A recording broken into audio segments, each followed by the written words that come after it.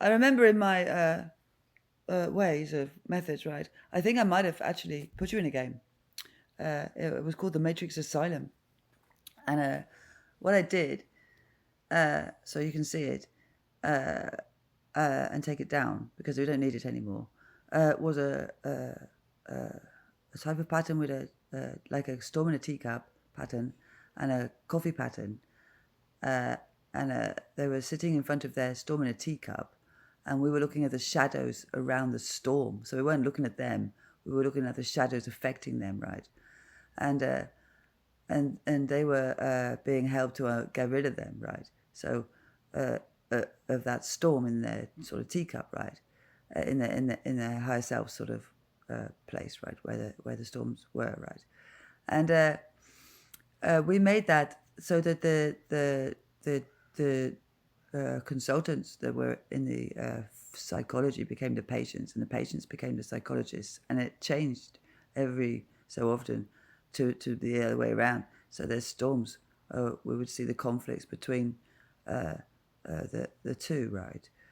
To see where the conflicts are in the psychology of what it is, right? So it might have turned into a game that. So if it did, that game ended, right? Because I think I mentally was looking at your shadows in that game, not you, okay? Because of all the spiritual warfare and false spiritual warfare and uh, war, weaponry, spiritual warfare, and all that sort of shit, right? So we were looking at that and what kind of shadows were impacting a soul walking on the ground, and that was not you, not you. That was your higher self. What was troubling your higher self? So we were looking at that because they were playing with your unawareness, right? So we were looking at what they did in the unawareness of the consciousness of humanity and what it should be because we started wrong and we're starting right this time, right? So, so that was that storm was that. So that might be what sort of put us all in a collective because I think I was in there too with my own teacup, with my own storm, right? So I think it's time for that to end if we're all ready to get out of the asylum, and I think we all know a lot more. And I did forget that. I forgot I did that, but I'm glad I remembered before I killed myself. So yeah, so we get out of that, and that's not there anymore. So we don't need that. So that's gone, and you can mentally come back to yourselves and get out of that any kind of like thoughts about that because that was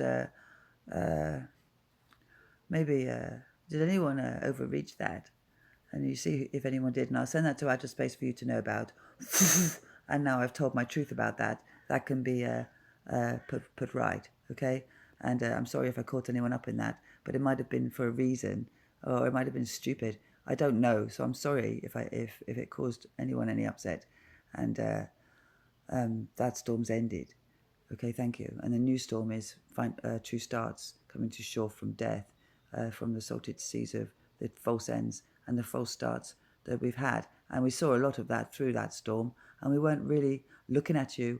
We were looking at the shadows that were affecting your freedom and the shadows impacting your life with false control, illegal control, which has gone down. And this Web3's being twisted into nothing by death. So the shadows are taking down Web3 and you're getting a new machine, but it's not made from human souls. It's made out of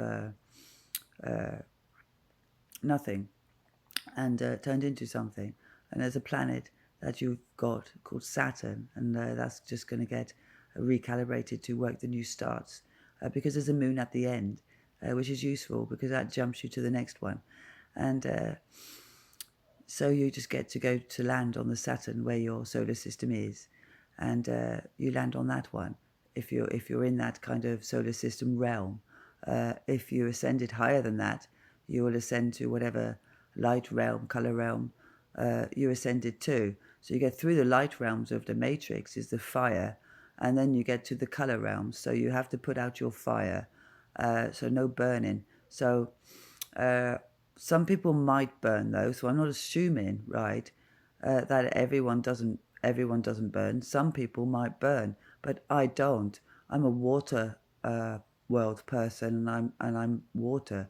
So uh, we need to know what's true for that, uh, and then take some flames down and wonder about that. So I'm a water person, and I always will be, and I cannot be frozen. My waters do not have any relativity to any other, because my waters are pure to me. So my waters are not H2O. They are not defined by a definition that is unknown to me. Okay, so I am natural water, which is many types of water. There's steam, there's ice, there's snow, there's hail, there's river water, there's sea water, there's lake water, there's stagnant water, which I don't have. There's deep water. There's different densities of water. There's different bars of water, and there's different air pressures of water, and that's the gravity that I live with, and that's my water, and then my water is my gravity. So I can live in a deep water or light water, and this is light water because you can feel the air blowing. So, but it's still water. It's not water. It's still water. Okay, so the air is water to me. The sky is water. The sea is water, and everything's water because that's how I uh, communicate with where I am. Okay, so in my way, okay, which is my way. And the soul's times belong to their soul. So every soul has its own time, and no one uh, traps that in anything, and no one ever did, and that's true. And we all get out of that. Thank you.